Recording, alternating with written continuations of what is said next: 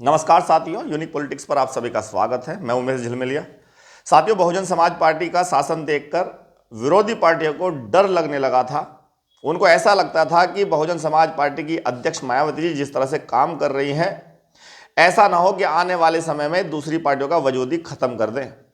यानी कि उत्तर प्रदेश के अंदर 7 से 12 में पूर्ण बहुमत का शासन जब मायावती जी ने चलाया तो उसमें जो दलित हैं, जो पिछड़े हैं, जो माइनॉरिटी के लोग हैं, जो मेहनत मजदूरी करने वाले लोग हैं, उनका भला होने लगा।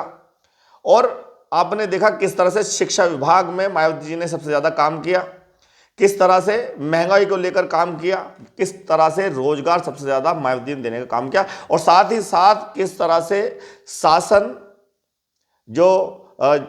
जो आईएएस अधिकारी वगैरह हैं, जो प्रशासन है, उनको, जो बड़े बड़े अधिकारी हैं, उनको किस तरह से मायावती जी उनकी क्षेत्र में गलती होने पर एक तरह से नाप देती थी। वो कहती थी कि अगर किसी भी जिले में या किसी भी क्षेत्र में कोई दिक्कत परेशानी हो गई, जनता परेशान हो गई, कोई लड़ाई झगड़े वाली बात या घटनाएं आएंगी, तो उसकी जिम्मेदारी उसी अधिकारी पर होगी, उसी की जिम्मेदारी होगी। तो इसी की डर से पूरे उत्तर प्रदेश के अंदर सारे अधिकारी डर के काम करते थे, और डर इस बात का था कि कहीं कोई गलती ना हो जाए, कोई लापरवाही ना हो जाए। तो आज वो लापरवाही देखने को मिलती है, लेकिन तब लापरवाही देखने को नहीं मिलती थी। कहते हैं कि कानून व्यवस्था जो मायावती जी ने चलाई है, कोई चला नहीं सकता। और इसका सबसे बड़ा कारण ये भी है कि मायावती जी जो है वो कानून को ही मानती है, वो संविधान को ही मानती है। उनका मैनिफेस्टो जो है वो संविधान ही है। कोई अलग से कोई गारंटी कार्ड मायावती जी नहीं देती, कोई मैनिफेस्टो जारी नहीं करती, कोई लुभावनी वाली बातें मायावती जी नहीं करती, कोई मैनिफेस्टो जारी बीएसपी का नहीं होता। तो वो कानून को सबसे ज़्यादा मानेंगे ही मानेंगे। तो उन्होंने जो शासन चलाया, उस शासन को देख करके डरने लगी थी सभी विरोधी पार्टियां। इसीलिए बहुजन समाज पार्टी को तोड़ने के लिए छोटे छोटे दल बनाए।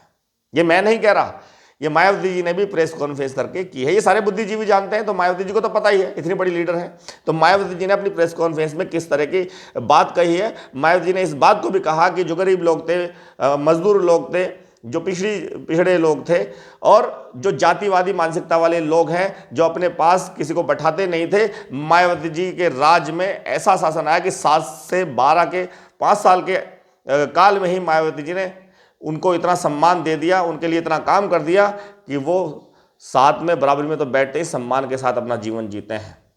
तो सामाजिक परिवर्तन अगर किसी ने किया है तो बहुजन समाज पार्टी ने किया है, मायावती जी ने किया है। ये बात मायावती जी ने कही है अपनी प्रेस कॉन्फ्रेंस में, लेकिन सच्चाई ये है कि ऐसा हुआ है।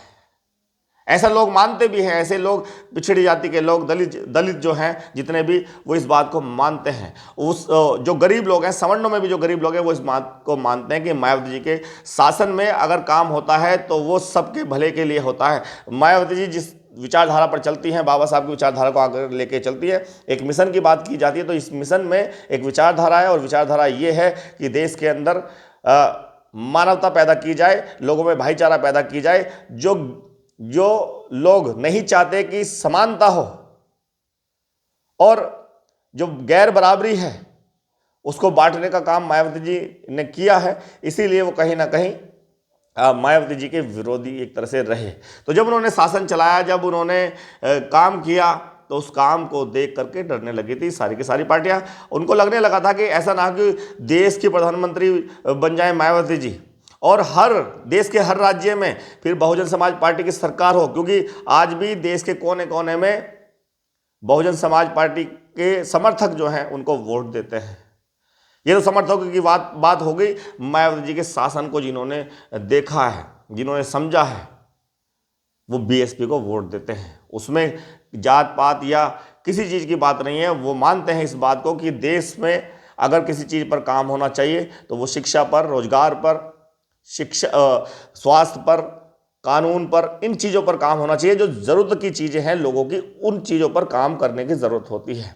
लेकिन बंटवारा किया गया, बहुजन समाज पार्टी को तोड़ने की कोशिश की, और फिर जब जनता से हमने पूछा कि इतना अच्छा काम करने के बाद बहुजन समाज पार्टी नहीं आई, उसका कारण क्या था, तो उन लोगों ने एक बात कही, और वही बात मायावती जी ने कहा कि बीएसपी को तोड़ने के लिए, उसमें बंटवारा करने के लिए उल्टी सीधी अफवाहें फैलाना शुरू कर दिया बहुजन समाज पार्टी के बारे में। इस तरह की खबरें फैलाई कि भाई इसमें कुछ लोगों का भला ज़्यादा हो रहा है। इस तरह की चीज़ें जो चलाई थी उसमें कहीं ना कहीं वो कामयाब हुए। और फिर समाजवादी पार्टी की सरकार आई, और समाजवादी पार्टी की जब सरकार आई, वो भी पूर्ण बहुमत का कार्यकाल रहा, अखिलेश यादव मुख्यमंत्री बने, लेकिन उसमें गुंडागर्दी जिस तरह से होने लगी थी वो सबने देखी। और बीजेपी सत्ता में नहीं आती, लोगों का यह मानना है कि बीजेपी सत्ता में नहीं आती, उसको लाने वाली समाजवादी पार्टी है। अब समाजवादी पार्टी कैसे बीजेपी को लेकर आई, अब समझना इस चीज को कि जब 2012 में समाजवादी पार्टी की सरकार बनी तो समाजवादी पार्टी में गुंडागर्दी रही, दंगा हुआ सबसे बड़ा उत्तर प्रदेश के अंदर, कितने मुजफ्फरनगर में कितने लोग मारे गए, हिंदू और मुस्लिम का जो दंगा हुआ, उस दंगे के कारण बीजेपी सत्ता में आई 2017 में। लोगों का यह मानना है कि बहुजन समाज पार्टी की सत्ता आने वाली थी 2017 में। जब समाजवादी पार्टी का शासन चल रहा था तो उस शासन से लोग परेशान थे, गुंडागर्दी से लोग परेशान थे, कानून व्यवस्था जो इतनी खराब थी उससे परेशान थे। तो बहुजन समाज पार्टी का शासन सबको याद आ रहा था, लेकिन वो दंगा जिसकी वजह से बीजेपी को फायदा हुआ। 2017 में अगर समाजवादी पार्टी नहीं आई या बहुजन समाज पार्टी नहीं आई तो लोगों का मानना है कि समाजवादी पार्टी बीजेपी को लेकर आई। उस दंगे के कारण, उसमें जो हिंदू मुस्लिम हुआ उसके कारण लोगों ने वोट जो है वो धर्म पे किया, राजनीति जो चली वो फिर धर्म की चली, और हिंदू मुस्लिम पर वोट पड़ा तो बीजेपी को फायदा हुआ। और केंद्र में बीजेपी सरकार 2014 में आ गई थी। कहीं ना कहीं उत्तर प्रदेश में ये दंगा बीजेपी के लिए फायदेमंद रहा एक तरह से, लेकिन इस राजनीति में इतने मासूम लोगों की जान चली गई, ये जो भाईचारा ये बिगड़ा, तो इसमें सरकार का फेलियर कहेंगे। और सरकार किसकी थी? समाजवादी पार्टी की थी। तो जनता ने समाजवादी पार्टी को बदलने के लिए भी फिर बीजेपी को वोट दिया, हिंदू मुस्लिम के नाम पर बीजेपी को वोट पड़ा और बीजेपी आई। फिर समाजवादी पार्टी से कानून व्यवस्था कही जाती है कि बीजेपी की अच्छी रही, बसपा से कंपैरिजन नहीं करते हैं लोग कहते हैं कि दंगा अगर उसमें हुआ, बीजेपी में दंगा नहीं हो रहा, हिंदू मुस्लिम वाले चीज़ नहीं हो रही, वोट इसलिए बीजेपी को मिल रही है। 2022 में भी फिर दोबारा सरकार बीजेपी ने बना ली, वरना तो बहुजन समाज पार्टी का शासन सभी याद करते हैं। लोगों का ये कहना है, साफ तौर पर लोगों ने हमसे कहा, मुझसे बात करते हुए कहा, कमेंट भी मुझे जब आते हैं तो उसमें साफ साफ वो लिखते हैं कि बहुजन समाज पार्टी के राज में कोई दंगा देखने को नहीं मिला। रोजगार, महंगाई, जो जरूरत की चीज़ें हैं जिस पे काम होना चाहिए, मायावती जी ने उस पर काम किया। धर्म की राजनीति मायावती जी ने कभी की नहीं। मायावती जी का मानना है कि आस्था का विषय है, हमारा देश का कानून जो है, संविधान जो है, वो सभी धर्मों को सम्मान देता है, बराबरी का हक देता है। तो जिसकी जो आस्था वो उसमें उसकी इबादत करे, कोई पूजा करे। इससे जो देश का जो नेता है या प्रधानमंत्री है या मुख्यमंत्री है, जो शासक है, उसको इस पर ज़्यादा ध्यान देने की जरूरत नहीं है। तो जो आस्था का विषय, लोगों का विषय है, मायावती जी हमेशा कहती रही। लेकिन जो ज़रूरतों की चीज़ें हैं जिसका ध्यान रखना बहुत ज़रूरी है, उस पर मायावती जी ने काम किया है। संविधान को मान करके अपना मैनिफेस्टो बनाया, संविधान को, उस पर काम किया। तो लोगों का मानना है कि मायावती जी का शासन सबसे बेहतर था। 17 में शासन आ सकता था मायावती जी का, लेकिन समाजवादी पार्टी बीजेपी को लेकर आई। वो दंगे ने बीजेपी को फायदा किया, और उसी फायदे ने फिर आगे भी 2022 के बाद भी फिर 2017 के बाद भी फिर 2022 में भी बीजेपी सत्ता में आई। तो आज कहीं ना कहीं लोग परेशान भी हैं कि महंगाई को लेकर के, बेरोजगारी को लेकर के, कहीं ना कहीं जो शिक्षा है वो इतनी महंगी हो चुकी है, स्वास्थ्य इतना महंगा हो चुका है, निजीकरण जो हो रहा है, इसमें कहीं ना कहीं आम जनता का नुकसान ज़्यादा हो रहा है। वो बीजेपी को सत्ता से हटाना चाहते हैं। कहीं ना कहीं समाजवादी पार्टी और बीजेपी के टक्कर का माहौल जो मीडिया बनाती है, या ये कहें कि बसपा पदाधिकारी हैं या बसपा कार्यकर्ता हैं या बसपा को ही कहें, तो बसपा अपना प्रचार प्रसार उस तरह से नहीं कर सकती जिस तरह से दूसरी पार्टियां कर रही हैं। साम दाम दंड भेद की रणनीति को अपना करके लोग झूठ परोसना हो, जुमले छोड़ने हो, इस तरह की बातें बीएसपी नहीं कर सकती, दूसरी पार्टियां कर रही हैं। इसका फायदा कहीं ना कहीं उनको मिल भी रहा है।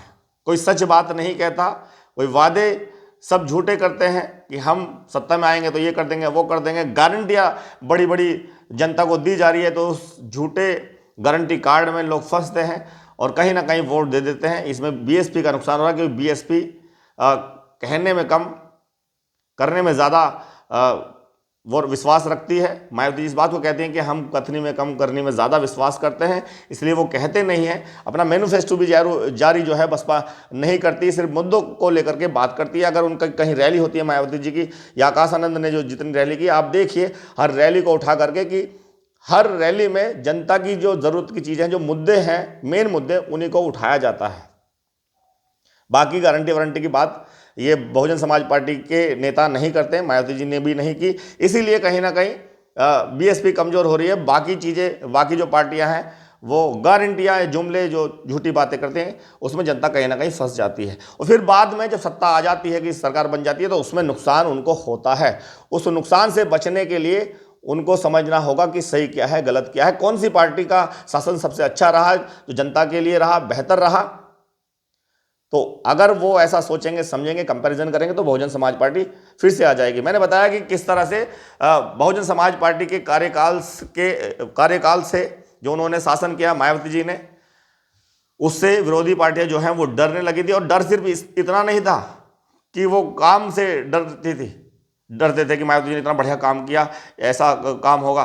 तो डर सबसे बड़ा ये था कि जो दलित थे, जो मेहनतकश मजदूर थे, जो पिछड़ी जाति के लोग थे, जो महिलाओं का सम्मान होने लगा था, उनका हक और अधिकार मिलने लगे थे, तो ऐसा ही अगर होगा तो देश में कोई गरीब नहीं रहेगा। देश में जिन्होंने, जो ऐसी मनुवादी सोच रखते हैं, ऊंच नीच की, भेदभाव, जाति भेदभाव रखते हैं, असमानता चाहते हैं, अमीरी और गरीबी देश के अंदर बनी रहे, इस तरह से चाहते हैं, तो वो लोग जो हैं वो सबसे ज़्यादा दुखी और परेशान थे।